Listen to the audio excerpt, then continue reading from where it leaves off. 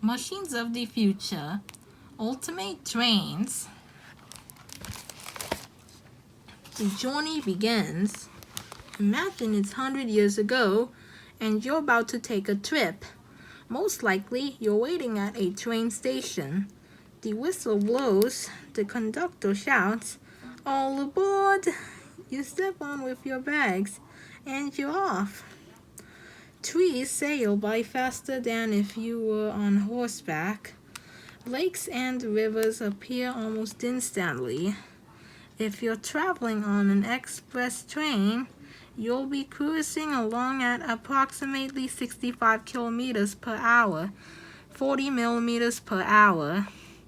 At that speed, whole cities pass by about as fast as they would if you were traveling in the latest form of transportation, the automobile. 100 years ago, trains were the fastest form of mass transportation on Earth. Ships could take weeks to make their journeys. Cars had only been in production for a handful of years. When it came to getting around at top speed and in style, trains were king.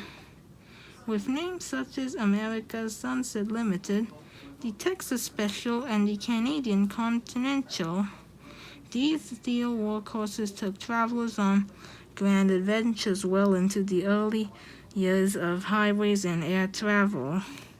Now, pretend it's 10 years from today. Again, you're waiting to travel.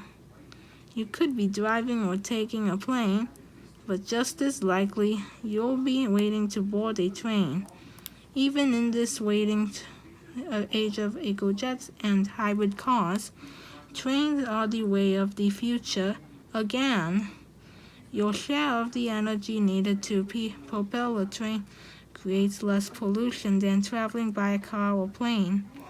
Trains are the world's only kind of mass transportation that can run partly or totally on electricity. High-speed trains can move people quickly between cities, countries, and someday perhaps even continents. Traveling hundreds of miles an hour on computer-controlled tracks, these trains use electricity, gas turbines, and even magnets to top out at close to half the speed of sound. Want to see for yourself? Join the people who are building the trains of tomorrow for a high-speed tour of the next generation of transportation. Build your own locomotive engine, high-powered electromagnets, and a levitating bullet train. Think you have what it takes to be a conductor on the rails of the future? All aboard! A note on safety. The activities described in this book have many steps, but the results are worth the effort. For safety, enlisted adults help to build each experiment. Be sure to wear protective eyewear whenever cutting or drilling into heavy material. And when it comes to using power tools, be smart. Let your friendly neighborhood adult do the work while you supervise. On the right track for 5,000 years. The oldest known wheel was discovered in 2003 by archaeologists in Slovenia. It dates back to 3000 BCE. By the 1st century CE, one of the main streets in the ancient city of Pompeii was heavily grooved from use. The deeper the grooves, the easier it was for simple carts and wagons to follow the road. Could these be considered the first tracks? As early as 1550, wagonways, roads incorporating lengths of wood, were used in Germany to move heavy loads. It was easier for horse-drawn wagons and carts to move over these primitive railway tracks than over loose dirt or mud. The late 17th saw the invention of flanges, The part on modern train wheels that hangs over the rails to keep the wheels from slipping off the track.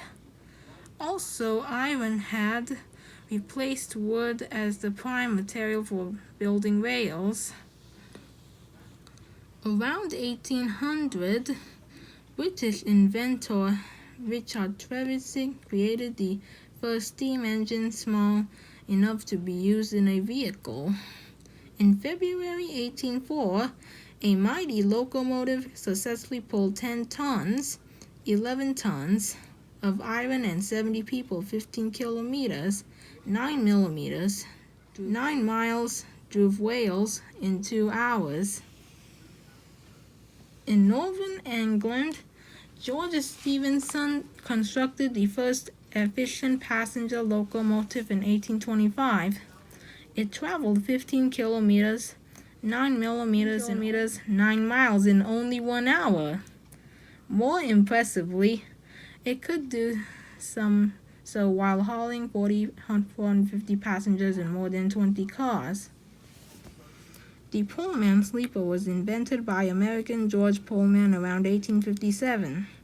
It was designed for comfortable overnight passenger travel. Wireless internet in your bunk was still a few years off. The last spike of the Canadian Pacific Railway, CPR, was driven into the ground in 1885 at Craigielachi, British Columbia. After a year of final touches, the CPR opened as the first link from Canada's east coast to the west. At the time, it was also the world's longest railroad. To be continued.